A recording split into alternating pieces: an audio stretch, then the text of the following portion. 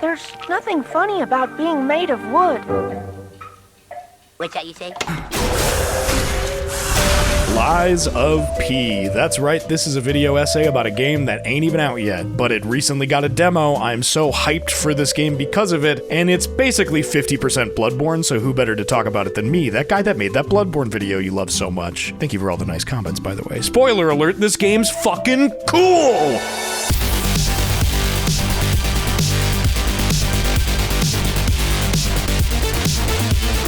Now, right off the bat, let's address the Bloodborne thing. Yes, this game is very clearly heavily inspired. The developers have even taken to calling it their own Souls-like. The setting is somewhat reminiscent of Yharnam. There's a plague of madness, as well as a literal plague that's ravaging it. You'll be wielding a variety of crazy weapons to defeat enormous twisted monstrosities, and you'll be talking to an old man in a funny hat who won't tell you what the fuck is going on. Pat yourself on the back for noticing. To be honest, though, I have trouble seeing how this could be a bad thing. I personally really respect it when a piece of media wears its influences on its sleeve, and brother, this one's got it caked all the way to the shoulders. Unless you're just trying to stroke your own ego, there's no use in pretending like something you made is wholly original. The very nature of creation is that everything is inspired by something else, usually iterated on and hopefully evolved, and that especially applied to Bloodborne. So Lies of P, props to you guys for just saying fuck it. I'll make my own damn Bloodborne. That's what it's all about, baby. That's art.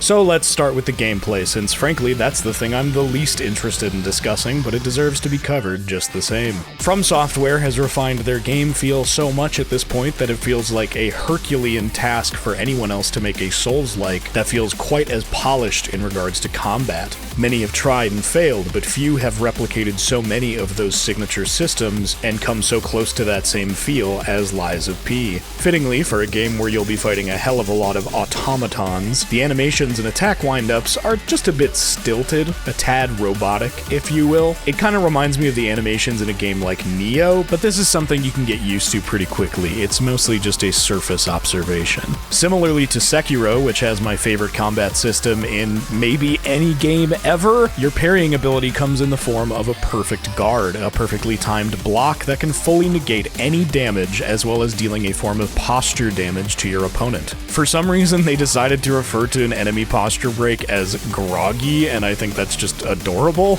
Once an enemy enters groggy mode, you can equip various Legion prosthetic arms with differing abilities that appear as if they'll function very similarly to Sekiro's shinobi prosthetics. And there are many weapons that you'll be able to customize by swapping out different blades with different handles, each part coming with their own unique weapon art ability known as a fable art. This seems like it'll provide a lot of flexibility in your build, but in a way that doesn't require the developers to make a million different weapons. This is why I always preferred Bloodborne's trick weapons over the enormous amount of nearly identical shit you can find lying around in Dark Souls. Healing is done with an item that functions sort of like a cross between blood vials and the classic Estus flask. They're used very quickly in the heat of battle like blood vials, but they manage to avoid what I consider to be Bloodborne's biggest issue, which was the fact that you can just fucking run out of them. Vials didn't recharge when you rested at a lamp, they were just a consumable item like anything else, so if you ran yourself completely dry on them, you'd either have to buy more or farm enemies until you have enough, and no game like this should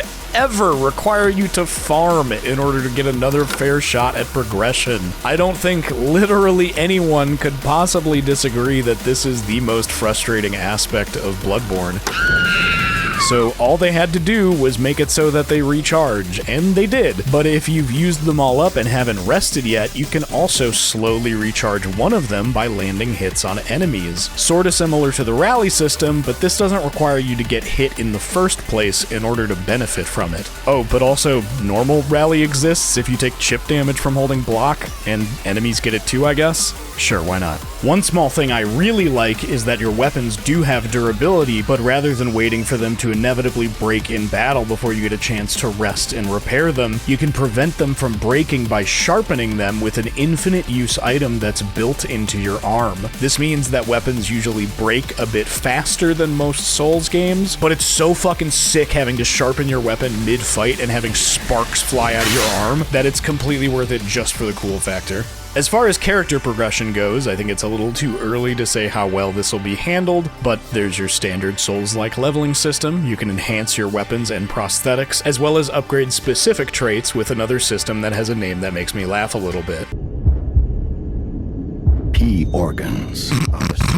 This game also seems to have a bit of a slower difficulty curve to start out with, at least. They don't really throw you directly into the fire immediately, rather you very incrementally encounter more threatening scenarios, and there's a fairly generous amount of unlockable shortcuts to boot. I have no doubt the experience will become more punishing further down the line, but I think this means it has some really great potential to reach people that maybe otherwise would be turned away from this style of game. Overall, pretty solid stuff. It's a fun and mechanically satisfying combat loop. But, like I said, mechanics are the least fascinating aspect of this game to me. I'm way more interested in the setting and story. So, before we crack this shit wide open to lay out the groundwork, let's go through and talk about everything that happens in the demo. Can you hear me? The story of Pinocchio has been told a million different ways, and that's by no sheer coincidence. It's the third most translated book in the entire world. Hell, there were even 3 more feature film adaptations released just last year, but none of them have ever looked quite like this. The game opens with a direct shout out to Carlo Collodi, the original author of The Adventures of Pinocchio, seemingly meaning that this game will take most of its inspiration from that original story. One of the pre-order costumes is even Pinocchio's original design. My favorite thing about adaptive media is that there's a unique opportunity to use the audience's prior knowledge and expectations as a setup to really surprise them. The fact that Lies of P is straying so far in its own direction while still using Pinocchio as a primary basis means we have an approximate expectation of where the story might go, or at least who might be included in it, but we have no fucking idea how this game is gonna spin all of that, and I'm very excited to find out. God, imagine if more of the stories we love were in public domain so people could make more shit like this. Imagine if copyright law wasn't dictated by fucking Mickey Mouse. It takes 70 years after an author fucking died. Although The Adventures of Pinocchio originally took place in Carlo's home country of Italy, this game is set in the Belle Epoque era of France, which was coincidentally around the same general time period. It's the late 19th century, and historically it's an era of great opulence as well as industrial advancement. You play as the titular Pinocchio, or P, and you're awoken inside a train car by a mysterious voice that beckons you to come to the Krat Hotel. There are few things in your inventory as you start, but one of them appears to be a gesture called check ground, and the description reads, "There is a saying in the country of the morning across the sea that goes, even stone bridges should be tapped before crossing." From what I can tell, it's likely that by Land of the Morning, this is referring to South Korea, the home country of the development team. South Korea is often referred to as the Land of Morning Calm, and this phrase appears to be a real-world Korean proverb about the necessity of taking precautions even when it may seem safe. This is probably just a cute way to warn the player that this place wants you dead and you should watch the fuck out. You pick up a malfunctioning Gemini cricket, you choose your starting weapon, and step outside into the station. In classic Souls-like fashion, the game has begun after there was one hell of a party, and now everything's fucked. I love the ambient drippy rain sounds and flashes of lightning that pour in from the skylight as soon as you step out into this area. This game immediately nails what I consider to be one of the most important things for an experience like this, and it's atmosphere, particularly a good soundscape. That's my fucking shit right there. As you take your time exploring, you may notice there are no live humans anywhere to be seen, just some very hostile puppets and a whole lot of red stains on the ground. Not exactly difficult to imagine what happened here, but damn if it isn't striking. As you make your way into the city proper, it's immediately apparent that this isn't just a small-scale incident. The entire town has been ravaged by something that locals refer to as the puppet frenzy. These puppets seem to have been previously a normal part of society and even a revolutionary aspect of it, until something caused them to start attacking humans. Directly outside the station is a statue of a man that's had his head covered, with what appears to be a gutted human hanging from the hand of the statue. We'll talk about this more later, but for now, you make your way past all of this to arrive at the town carnival. Before you enter, you're greeted by a merchant who says, I didn't think there were any stonkers left to fight the puppets. The whole organization fell apart. All that's left are wannabes and amateurs who think they can fight on their own. So it would appear that he's referring to an organization that was tasked with slaying the frenzied puppets in order to keep others safe. Not unlike a certain organization of hunters we've heard of elsewhere. I really dig this guy, by the way. Maybe I'm just a sucker for weird friendly merchants with their faces covered. Nearby, you can find a flyer for the brand new Parade Master puppet, who I'm pretty sure is supposed to be a reference to the Ringmaster who Pinocchio is sold to in the novel. And oh, look! He can perform 16 songs! He can make cheerful laughter and say 54 different parade phrases. Oh, and also, he's fucking pissed!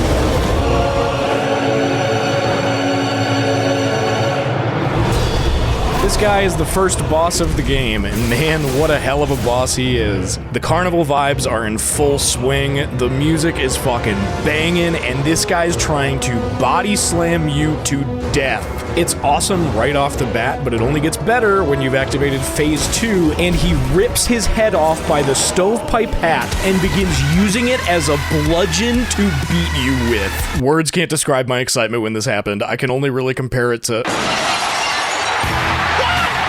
Once you've gotten your ass kicked enough times and proven your mechanical superiority, you can finally advance to Hotel Krot. But as you approach the entrance, that mysterious voice tells you that puppets aren't allowed inside and you'll have to lie in order to enter. Thus bringing us to the titular Lies of P. This is something no other puppet is capable of doing as far as you know, but as the voice told you, you're a special puppet after all. Something inside you allows you to lie to the security system, and as you do, the very springs in your body react. Your nose doesn't grow like every other depiction of Pinocchio, but I think it's really cute that the nose is the bar on all the loading screens. Inside, you're finally able to put a face to a voice. The woman's name is Sophia, and she's clearly meant to be an analog to the Blue Fairy from the original novel. I'm so happy to see you. Interesting little tidbit, she's also voiced by the same actress as Millicent from Elden Ring. She tells you that in order to receive the answers to your questions, you must seek out your creator, Geppetto. She also seems to be familiar with Gemini, claiming that he may repair himself in time. Down the hall, you can meet Eugenie, the weaponsmith who gives you your first new Legion arm, and who has a very cute collection of little animal figurines. Oh! At the reception desk, you can speak with Polendina, the only other puppet who's allowed inside, and he can answer some very basic questions about Krot for you. Most peculiar, however, is a woman in a wheelchair named Antonia. Originally in the novel, there was a relatively brief appearance from a character named Antonio, a local carpenter and neighbor to Geppetto. Antonio was the one who supplied the log of wood that would be used to carve out Pinocchio. This world's version, Antonia, is the owner of the Krot Hotel and seems to be quite old and frail, with scales beginning to grow along her face. Though she doesn't mention it, she's suffering from something we'll later find out is called petrification disease. She expresses her adoration for Geppetto, mentioning that the two of them are good friends, and insists that you go out and find him. It's a shame. He took off for Elysian Boulevard, and he never came back. If he doesn't turn up soon, we'll have to make a new coffin.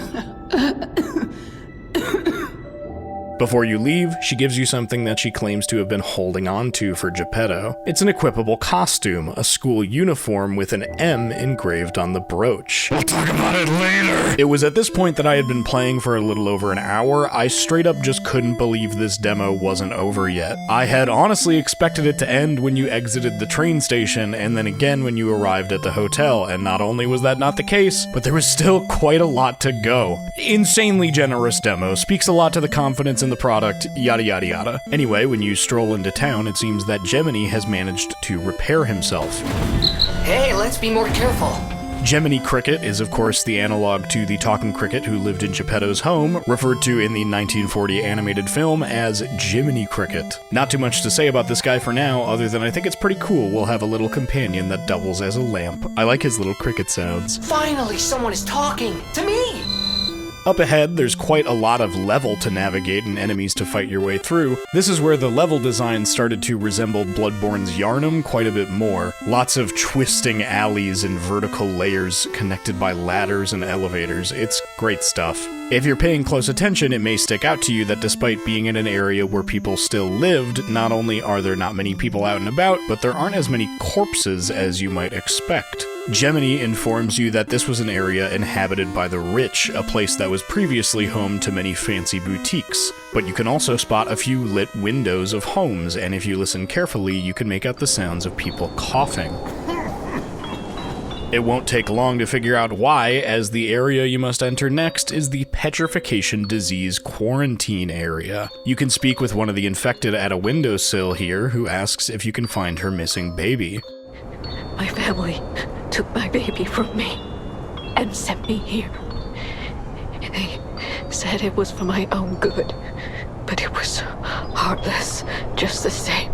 She reminds me quite a lot of Gilbert, the man at the window in Bloodborne who is slowly succumbing to the plague of beasts. You won't find her baby until a bit later in the demo, but once you do, it's very clearly not a human baby, but a puppet. You can choose to lie and give it to the nearly blind woman in an attempt to comfort her, but if you do, once again, your springs react.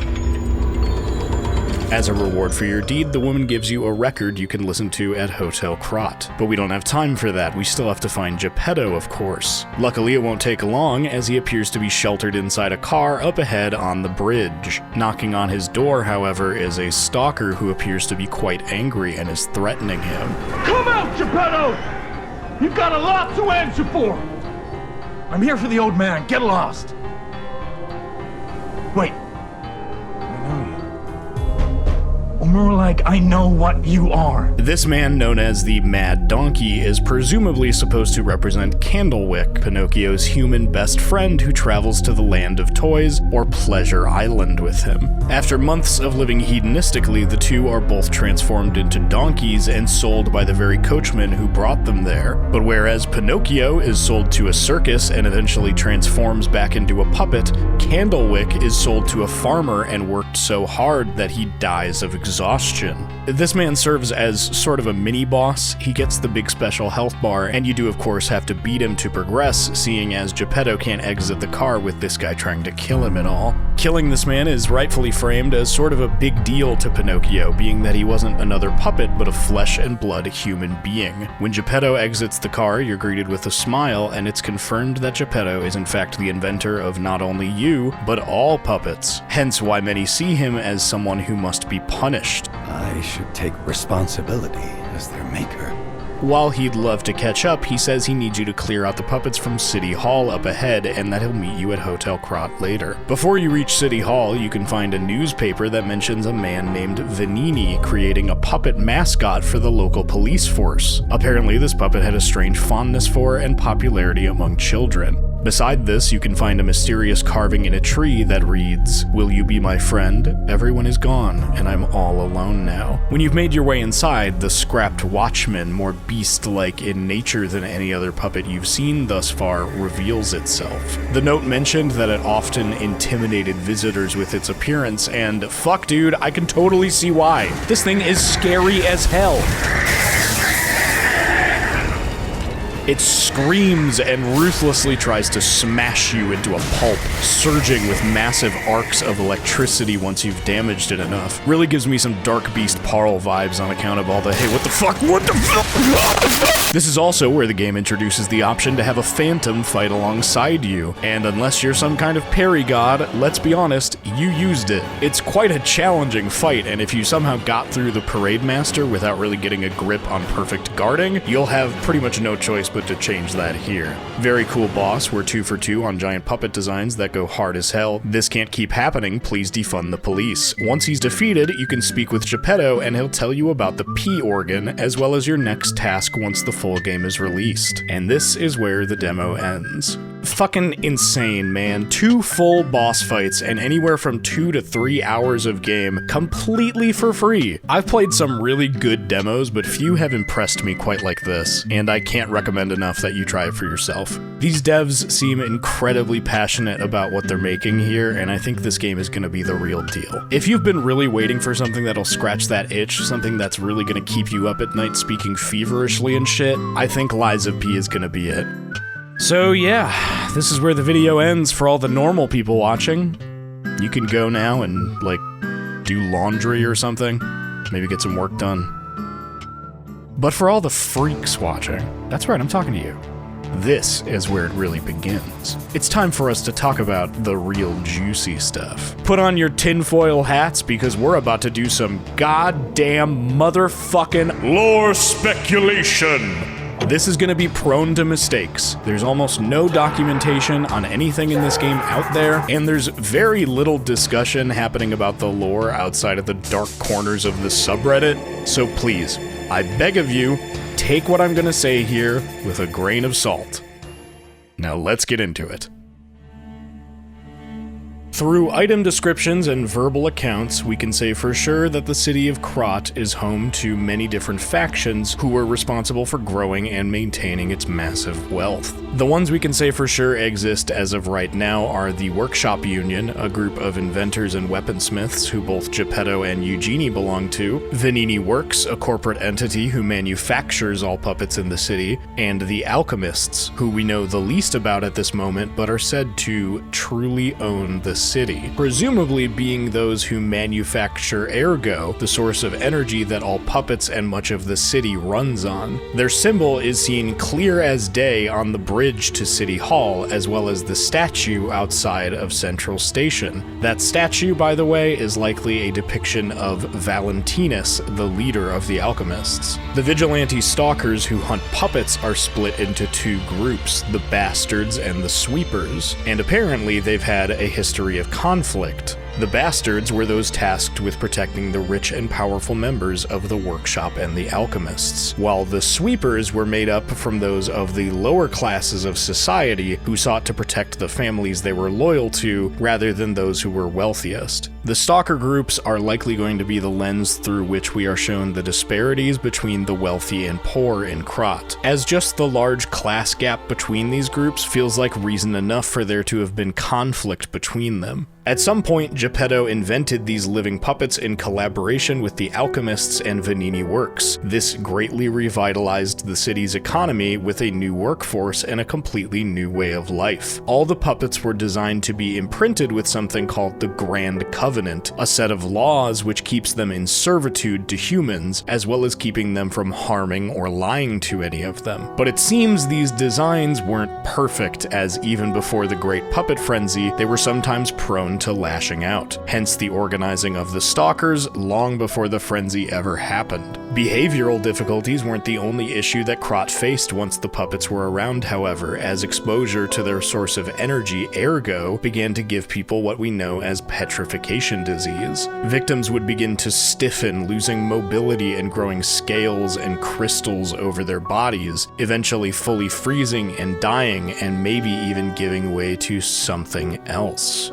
In terms of characters we know at this point, there's Geppetto, who clearly feels a sense of personal responsibility for what's happened, which only makes sense considering he's seen as the father of all puppets and the mastermind who designed them. He seems to have a plan in mind for fixing things that'll require your help, but for now in the demo, this only goes so far as stopping the manufacturing of more puppets. Sophia, who first awakened you and seems to be able to harness the power of Ergo in some way, is also pushing you to help Geppetto. But whether they are fully aligned in their plans remains a mystery, as neither Geppetto nor anyone in Hotel Krat really seems to mention her at any point. It's a little strange, to be honest, almost like they don't even notice her presence. Gemini, who seems to be aligned with Sophia, is a form of mass-produced puppet, but clearly possesses some kind of higher intelligence than most. Upon his awakening, however, he doesn't seem to remember much. Some very important things are missing from his memory, and this is brought into attention a couple different times. Last time I woke up, Sophia was there because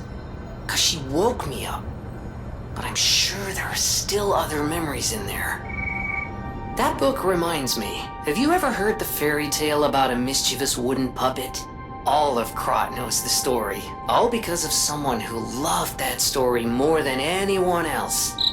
But this is strange. I do not recall. Who exactly was that someone? Antonia, the owner of Hotel Krot and a close friend to Geppetto, seems to live a bit of a reclusive life, longing for the past as she stares at what seems to be a portrait of her younger self. This makes sense, she is quite old and may even be dying, but clearly her involvement in the story will be more than just our gracious host. Eugenie is, for now, simply a young member of the Workshop Union and clearly an admirer of Geppetto. What her role in the story will be is unclear for now, but I imagine it'll be relatively minor.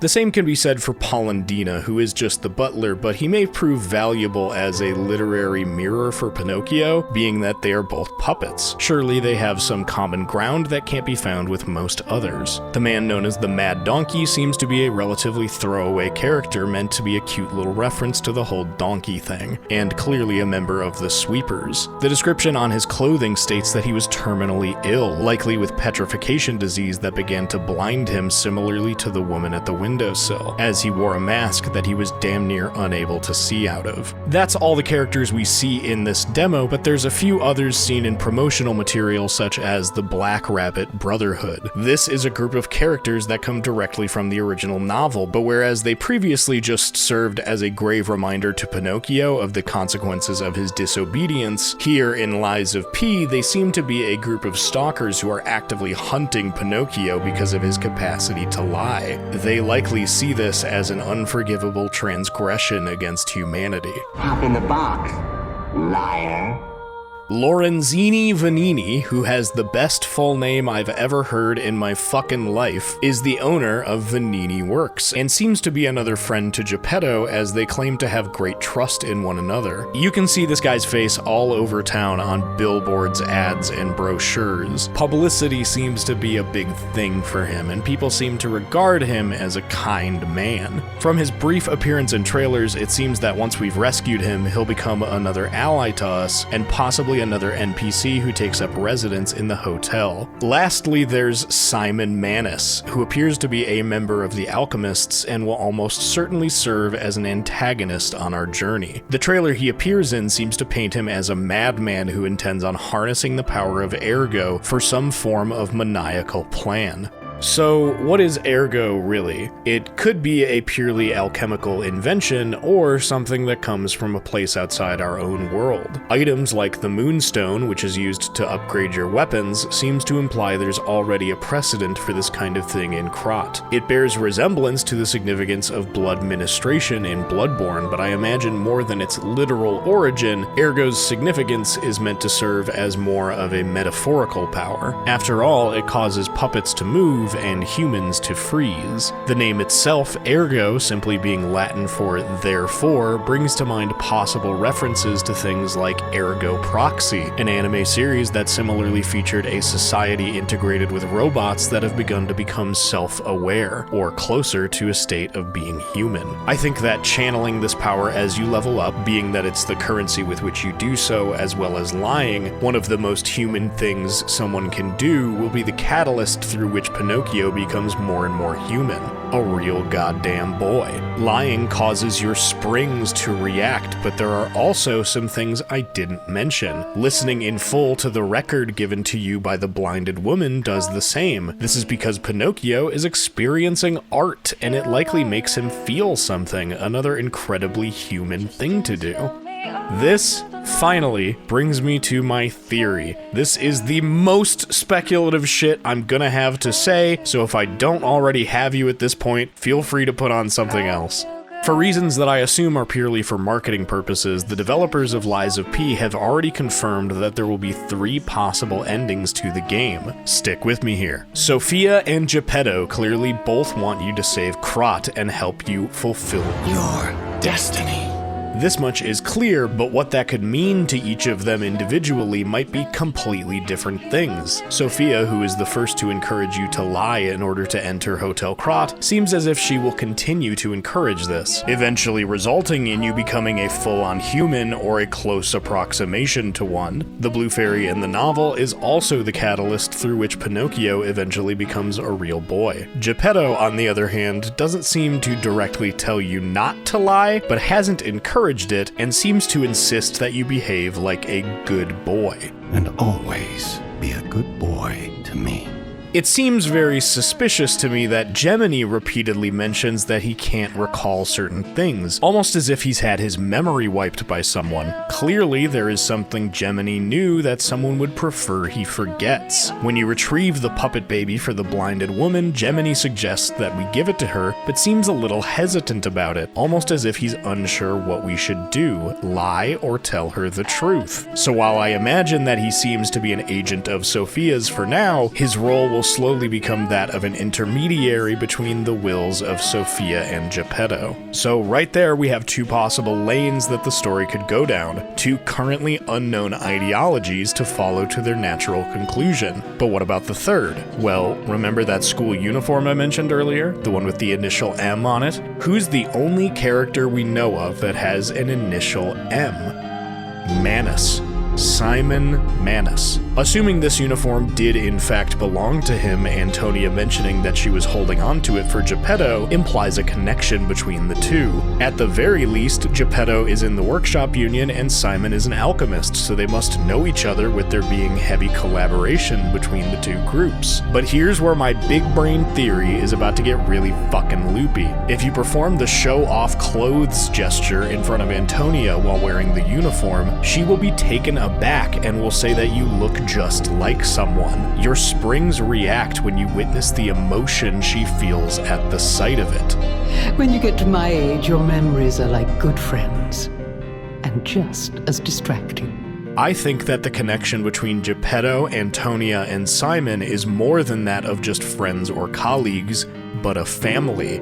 Simon is Geppetto and Antonia's real son. Not only are both of them similarly older than Simon, but being that he's an alchemist, this would explain Antonia's heavy exposure to ergo, resulting in her signs of petrification, as well as giving even more personal weight to Geppetto's feeling of guilt. When he says he wishes to take responsibility, he isn't just talking about the invention of the puppets. He very well may have raised the man who caused the puppet frenzy, killed countless people, and is actively seeking to make things worse. A storyline that's been making frequent appearance in more modern adaptations of Pinocchio is Geppetto creating Pinocchio as a surrogate for his deceased son. And while Simon seems to be very much alive, it could be that he has performed such unforgivable deeds that he may as well be dead in Geppetto's heart.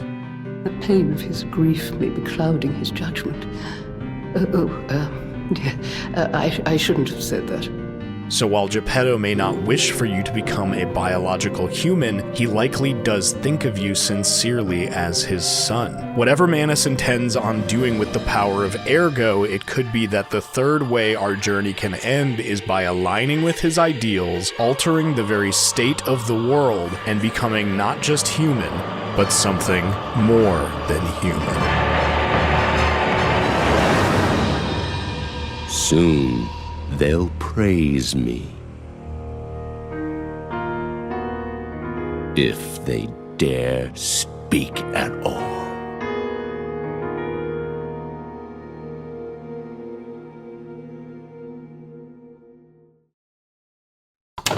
Whew! I'm speaking to you now from 3 months in the future after writing this video. This game is gonna be so cool, man. I can't wait for it to come out in 2 weeks and have everything that I just said be proven wrong. Yeah, I cut it really close finishing this video on time, so I hope you enjoyed it. I just launched a Patreon literally last week, so in the future, if you want your name to be in the credits of these videos, you can go become a patron on there. If you pick the $7 or up option, you get your name in every fucking video, and you get to see stuff early. So if you choose to do that, thank you so much, you're the best. Until the next video, I'll see you over on my Twitch channel at twitch.tv/Shinigamiater. @SHINIGAMIEATER. Thank you to everyone who has become a patron so far, and thanks to Round 8 for making this cool game. Send me one of those awesome deluxe editions that has a bunch of cool shit in it. Okay, bye!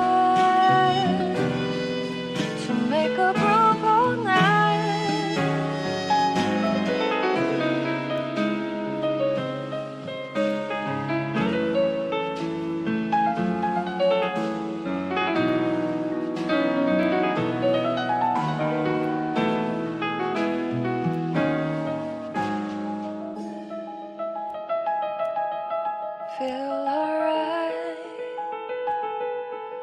I feel good.